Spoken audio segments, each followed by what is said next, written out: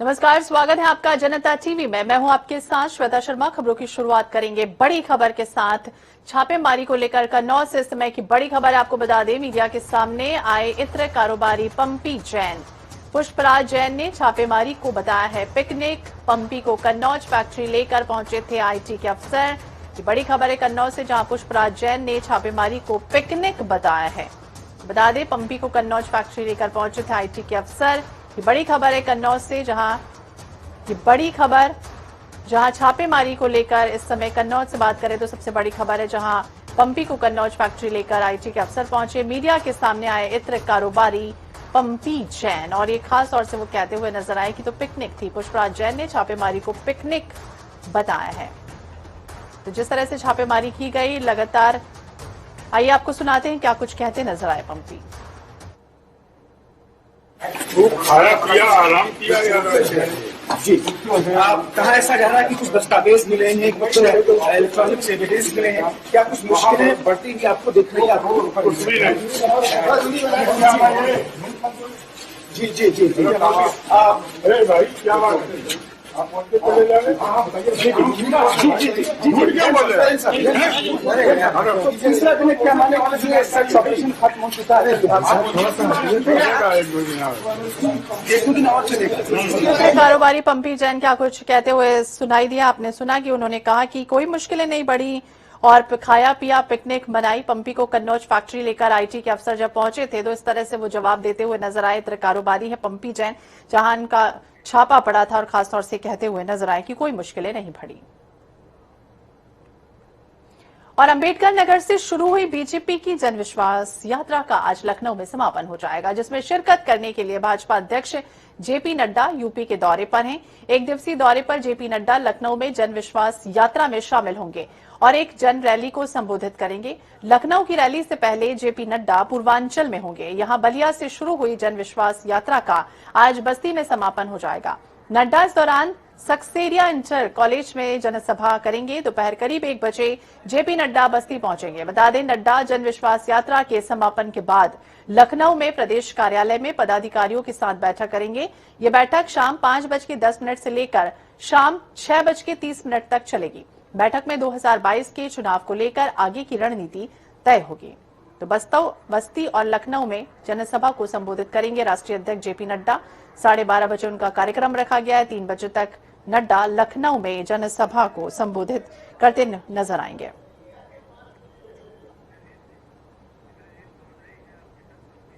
बस्ती से ज्यादा जानकारी के लिए हमारे साथ इंद्रजीत चौधरी जुड़ गए हैं। इंद्रजीत, जिस तरह से बात करें, आज खासतौर से लखनऊ में जनसभा को संबोधित करेंगे राष्ट्रीय अध्यक्ष जेपी नड्डा। बस्ती का दौरा है और क्या कुछ कार्यक्रम रखे गए हैं, क्या कुछ खास तैयारियां की गई हैं उनके पहुंचने को लेकर?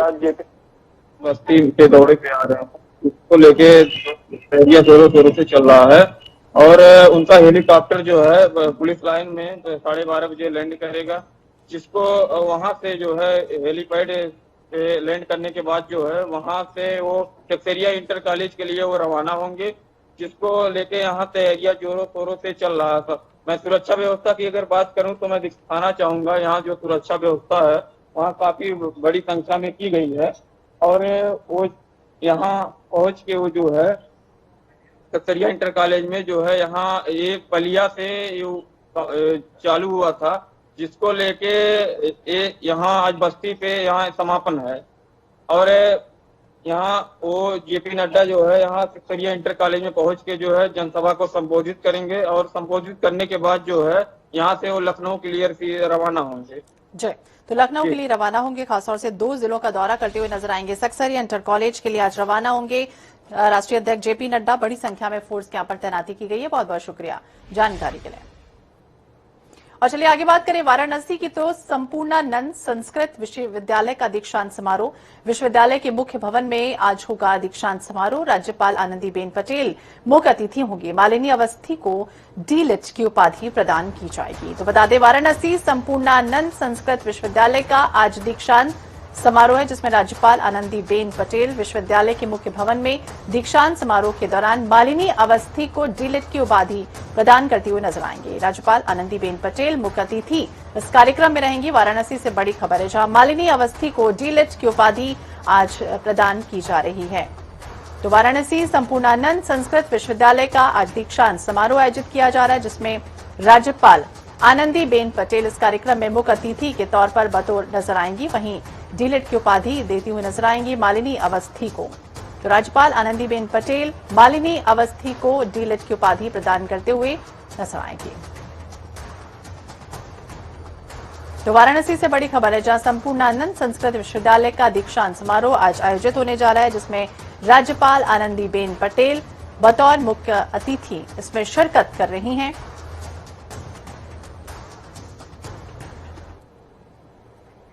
और चलिए अमेठी की बात करें तो जन विश्वास यात्रा के पहुंचने पर मुख्यमंत्री योगी आदित्यनाथ जन विश्वास यात्रा का स्वागत करेंगे और वहीं एक विशाल जनसभा को संबोधित करेंगे, जिसे लेकर सरकारी मशीनरी के साथ पार्टी के मंत्री और कार्यकर्ता जोर शोर से तैयारी में जुट गए हैं। इस कार्यक्रम में मुख्यमंत्री सहित कई मंत्री और अमेठी सांसद, केंद्रीय मंत्री स्मृति ईरानी सहित कई मंत्री शामिल होंगे और जनसभा को संबोधित भी करेंगे।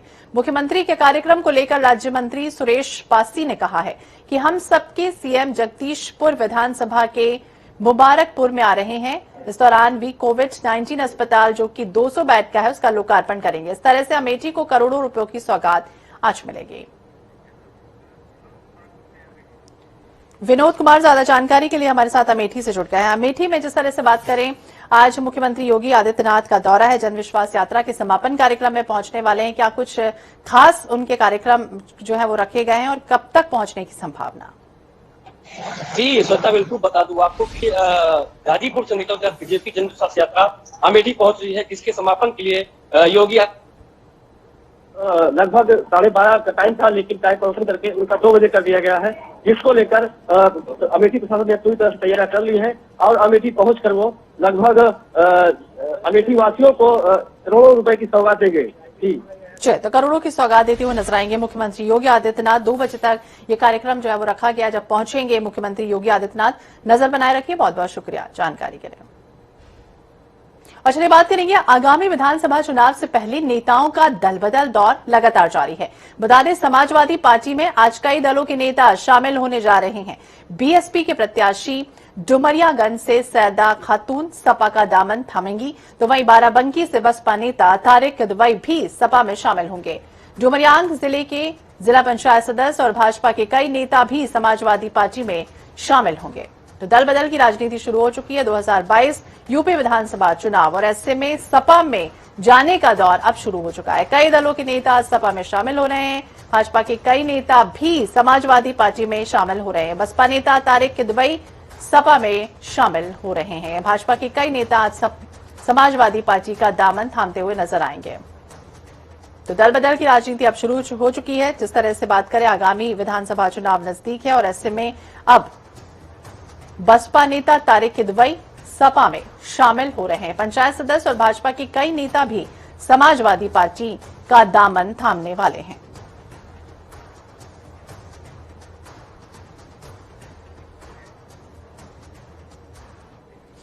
और इस बीच बड़ी खबर, जहां आज सपा अध्यक्ष अखिलेश यादव की प्रेस कॉन्फ्रेंस है। बता दें, सपा अध्यक्ष अखिलेश यादव की प्रेस कॉन्फ्रेंस दोपहर 12:30 बजे सपा अध्यक्ष की प्रेस वार्ता होगी। पार्टी कार्यालय में 12:30 बजे ये प्रेस कॉन्फ्रेंस आयोजित की गई है। तो लखनऊ से बड़ी खबर है, जहां बता दें सपा अध्यक्ष अखिलेश यादव आज प्रेस कॉन्फ्रेंस करते हुए नजर आएंगे। 12:30 बजे ये प्रेस कॉन्फ्रेंस का समय जो है वो रखा गया है। तो लखनऊ से बड़ी खबर है, जहां दोपहर 12:30 बजे सपा अध्यक्ष की प्रेस वार्ता होने जा रही है। पार्टी कार्यालय ही है जहां पर 12:30 बजे प्रेस कॉन्फ्रेंस होगी और उसके बाद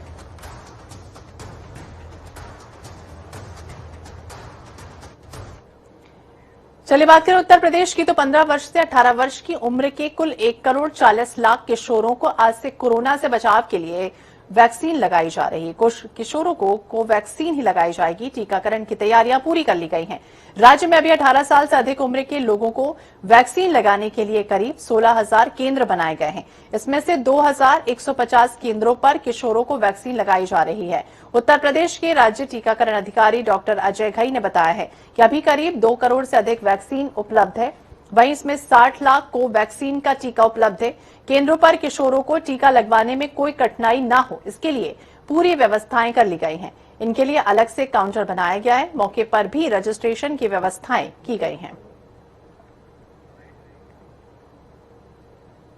वैक्सीनेशन के कार्यक्रम को तेजी के साथ आगे बढ़ाने का कार्य किया जा रहा है और हम आभारी हैं प्रधानमंत्री मोदी जी के, जिन्होंने आज 15 से 18 वर्ष के बच्चों के लिए भी ये वैक्सीन फ्री में उपलब्ध करवाई है। फ्री में वैक्सीन और 15 से 18 वर्ष के हर एक बच्चे के लिए ये मुफ्त में वैक्सीन उपलब्ध करवाने के लिए हम राज्य सरकार की ओर से प्रधानमंत्री जी का आभार व्यक्त करते हैं। और मैं विश्वास के साथ कह सकता हूं कि कोरोना के खिलाफ देश की जो लड़ाई 25 मार्च 2020 से प्रारंभ हुई थी, अब ये निर्णायक स्थिति में पहुंच रही है। बहुत शीघ्र आप देखेंगे कि कोविड पूरी तरह समाप्त होगा और हर व्यक्ति को इस सदी की सबसे बड़ी महामारी से पूरी तरह मुक्त होने का एक अवसर प्राप्त होगा। तो बता दें, मुख्यमंत्री योगी आदित्यनाथ ने भी अपील की है कि ज्यादा से ज्यादा वैक्सीनेशन का लाभ उठाएं और रजिस्ट्रेशन जरूर करवाएं। लखनऊ और देहरादून से बात करेंगे कि किस तरह से आज टीकाकरण अभियान का आगाज हुआ है। हमारे साथ लखनऊ से अनूप कुमार सिंह जुड़ गए हैं, देहरादून से हमारे साथ अजीत काम्बोज है। जिस तरह से बात करें लखनऊ, सबसे पहले अनूप के पास चलेंगे। अनूप, जिस तरह से बात करें 15 से 18 वर्ष तक के बच्चों के लिए आज टीकाकरण अभियान का रजिस्ट्रेशन हो रहा है, कितने बच्चे पहुंच चुके हैं, कहां पर आप खड़े हुए, क्या कुछ प्रक्रिया है और किस तरह की तैयारियां? देखिए, हम लखनऊ के सिविल अस्पताल में खड़े हैं। लखनऊ में करीब 40 सेंटर बनाए गए हैं और 40 सेंटर में सबसे बड़ी बात है कि 2 सेंटर सिविल अस्पताल और बलरामपुर अस्पताल में जो सेंटर 2 है वो 12-12 घंटे काम करेंगे। यानी सुबह 10 बजे से टीकाकरण शुरू हो जाएगा और रात 10 बजे तक चलेगा। ये बच्चे कुछ हैं जो टीकाकरण करा चुके हैं, क्योंकि वैक्सीनेशन सेंटर पर जो स्कूली बच्चे हैं वो ज्यादातर पहुंचे हैं। अभी तक फिलहाल आपका टीका हो गया? जी, आपने पहला टीका लगवाया है, क्या आप शुक्र हैं? किस तरीके से आपको खुशी है, क्या कहना चाहती हैं आप? मैं बहुत खुश हूँ कि मतलब वैक्सीन लग गई है और अपने फ्रेंड्स से भी कहूंगी कि वो भी लगवा लें और बहुत जरूरी है हमारे लिए। और मेरे पेरेंट्स ने भी कोई ऑब्जेक्शन नहीं किया कि ना लगवाओ, ऐसा कुछ भी नहीं बोला। उन्होंने कहा कि हाँ लगवानी चाहिए। उन्होंने भी मुझे इंकरेज किया, टीचर्स ने भी किया कि वैक्सीन बहुत जरूरी है हमारे लिए। ये बच्चे हैं जिनका वैक्सीनेशन हो चुका है। कुछ तस्वीरें दिखाएंगे कि वैक्सीनेशन सेंटर है, अंदर जो बच्चों की जो भीड़ लगी है। और इस बार जो सुविधा एक खासकर की गई है कि जो ऑनलाइन रजिस्ट्रेशन जो बच्चे नहीं कर पाए हैं उनके लिए अलग काउंटर बनाया गया है। उनका यहाँ पर जो ऑनलाइन रजिस्ट्रेशन होगा उसके बाद वो बच्चे वैक्सीन तुरंत लगवा सकते हैं। ये कुछ बच्चे हैं जो वैक्सीनेशन ठारे जाएंगे कि आधे घंटे का जो प्रोसेस है कि वैक्सीन देने के बाद आधे घंटे तक बच्चों को यहाँ पर बिठाला जाएगा, उसके बाद उनको घर जाने दिया जाएगा। कुछ लाइन लगी है, कुछ ये वैक्सीनेशन यहाँ पर हो रहा है। कुछ तस्वीरें दिखाने की कोशिश करूंगा कि ये स्कूली बच्चे हैं, देखो वैक्सीन लग रही है।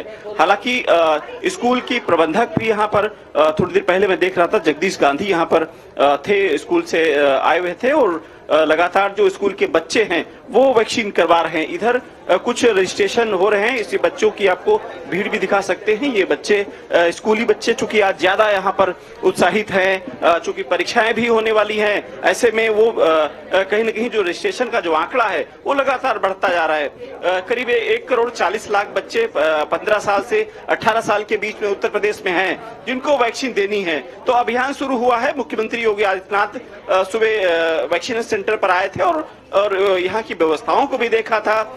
स्वास्थ्य विभाग से भी बात की थी कि इसी प्रकार से दिक्कत न होने पावे। लखनऊ में 40 बिल्कुल सेंटर हम देख पा रहे हैं कि किस तरह से हालात है, किस तरह का उत्साह बच्चों में खासतौर से देखा जा रहा है। 40 सेंटर बनाए गए हैं, लक्ष्य जो है वो खासतौर से रखा गया है। 15 से 18 साल तक के बच्चों के लिए आज वैक्सीन लग रही है। हमारे साथ देहरादून से अजित काम्बोज भी जुड़े हुए हैं। अजीत, जिस तरह से बात करें, कितना उत्साह, क्या कुछ टारगेट रखा गया है, कितने सेंटर बनाए गए हैं और आप कहाँ पर इस समय खड़े हैं?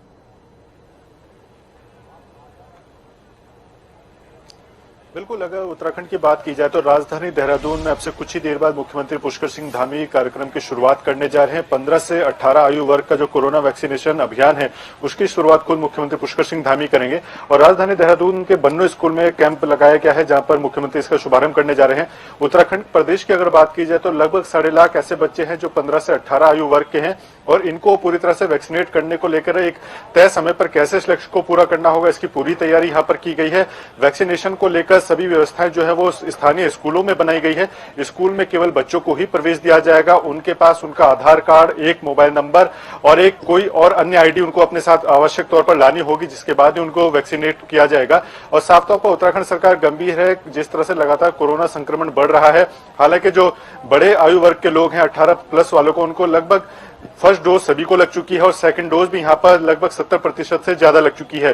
तो ऐसे में सरकार पहले चरण का लक्ष्य तो पूरा कर ही रही है, वहीं आज से जो पूरे देशव्यापी अभियान शुरू हो रहा है 15 से 18 आयु वर्ग का, उसको भी तय समय पर पूरा करने के लिए उत्तराखंड सरकार गंभीर है। इसको लेकर अब से कुछ ही देर में यहाँ पर अभियान शुरू होगा और सरकार को उम्मीद है कि जो लगभग 6.5 लाख बच्चे हैं उनको तय समय पर यहाँ पर टारगेट के तहत पूरा कर दिया जाए उनका वैक्सीनेशन। और साथ ही लगभग 594 केंद्र यहाँ पर बनाए गए हैं, जिसमें तमाम स्कूलों को यहाँ पर चयनित किया गया है। स्कूलों के माध्यम से तमाम बच्चों को यहाँ पर वैक्सीनेट किया जाएगा और सरकार की पूरी कोशिश भी यही है कि आने वाले समय में जल्द से जल्द इस कार्यक्रम को पूरा किया जाए। जी, तो बिल्कुल जल्द से जल्द इस कार्यक्रम को पूरा किया जाएगा। उत्तराखंड के सीएम पुष्कर सिंह धामी हमारे साथ जुड़े हुए हैं। जिस तरह से अजीत कंबोज वो बता रहे हैं कि क्या कुछ हालात हैं और किस तरह से मुख्यमंत्री ने यहाँ पर खासतौर से आगाज कर दिया है कोरोना वैक्सीनेशन का, क्या कुछ लक्ष्य रखा गया 15.5 लाख का, और बच्चों के लिए आज टीकाकरण अभियान तेज गति से चलाया जाएगा। बहुत बहुत शुक्रिया आप दोनों का जानकारी के लिए। और चलिए आगे बात करेंगे बलिया की। तो जिले में आज यूपी के उप मुख्यमंत्री केशव प्रसाद मौर्य का आगमन होगा। वो सिकंदरपुर में 125 करोड़ रुपए से अधिक की लागत की परियोजनाओं का शिलान्यास और लोकार्पण करेंगे। साथ ही चेतन किशोर मैदान में आयोजित पिछड़ा वर्ग सम्मेलन को संबोधित करेंगे। उनके आगमन को लेकर रविवार देर शाम तक तैयारियां चलती रही। बता दें आपको कि उप मुख्यमंत्री का हेलीकॉप्टर दोपहर 12:05 पर मैदान में बने हेलीपैड पर उतरेगा। डिप्टी सीएम विधानसभा क्षेत्र में 53 करोड़ 11 लाख की लागत के विकास कार्यों का लोकार्पण और 72 करोड़ की लागत से होने वाले विकास कार्यों का शिलान्यास करेंगे। उनके आगमन को लेकर सुरक्षा व्यवस्थाएं हेतु अपर पुलिस अधीक्षक विजय त्रिपाठी ने दोपहर में कार्यक्रम स्थल का निरीक्षण किया। इस दौरान उन्होंने अधिकारियों को आवश्यक दिशा निर्देश दिए हैं। इधर इलाहाबाद हाईकोर्ट की प्रयागराज स्थित प्रधान पीठ और लखनऊ खंडपीठ में आज से मुकदमों की ऑनलाइन सुनवाई होगी। बढ़ते कोरोना संक्रमण को देखते हुए जजों की प्रशासनिक कमेटी ने रविवार देर शाम ये फैसला लिया है। 3 जनवरी यानी कि आज से फिलहाल फिजिकल सुनवाई पर रोक लगा दी गई है। इस संबंध में गाइडलाइन भी जारी की गई है। इलाहाबाद हाईकोर्ट के महाधिवक्ता कार्यालय ने सभी सरकारी वकीलों को सुबह 9:30 बजे मुख्य स्थायी अधिवक्ता कार्यालय में आने का अनुरोध किया है, ताकि वो आज से ऑनलाइन बहस के लिए तैयार हो जाएं।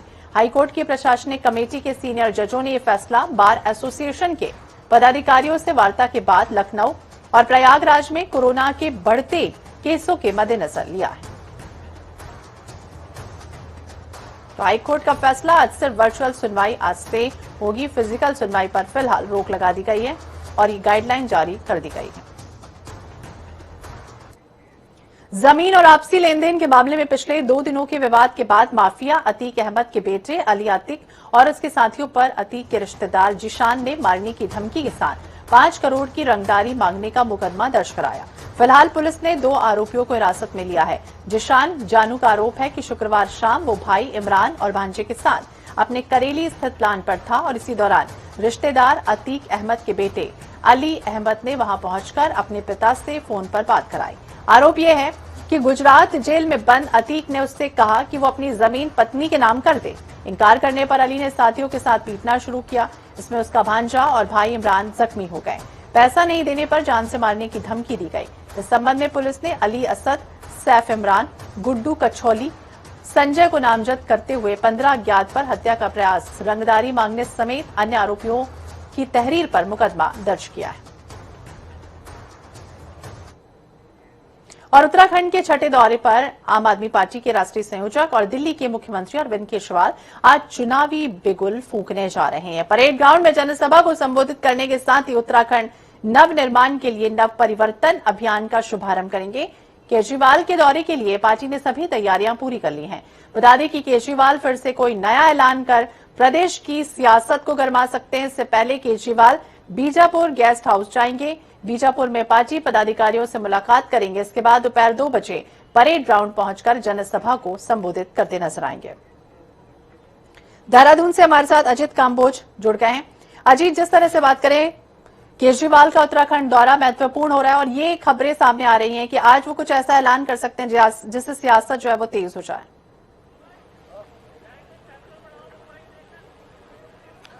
बिल्कुल आपने ठीक कहा। उत्तराखंड की अगर बात की जाए तो अरविंद केजरीवाल का लगातार ये छठा दौरा है। दिल्ली के मुख्यमंत्री और आम आदमी पार्टी के संयोजक है अरविंद केजरीवाल, और लगातार वो जब जब उत्तराखंड आए हैं उन्होंने कोई ना कोई बड़ी घोषणा जरूर की है, चाहे फिर वो बेरोजगारी को लेकर हो, महिला सशक्तिकरण को लेकर हो, या फिर आम आदमी को कैसे बिजली बिलों में राहत दी जा सकती है, इन तमाम विषयों को लेकर हो। और आज की अगर बात की जाए तो राजधानी के परेड मैदान में लगभग 2 बजे का समय रखा गया है नव परिवर्तन सभा के संबोधन का, और अब से कुछ ही देर बाद अरविंद केजरीवाल देहरादून में पहुंच भी जाएंगे, जिसमें सबसे पहले उनका कार्यक्रम जो है वो बीजापुर गेस्ट हाउस में है, जहां पर वो अपने पदाधिकारियों से और जो अलग अलग विंग हैं आम आदमी पार्टी उत्तराखंड की, उनके साथ वो बैठेंगे, चर्चा राय मशवरा करेंगे। और उसके बाद लगभग 2 बजे का समय रखा गया है राजधानी देहरादून के परेड मैदान में।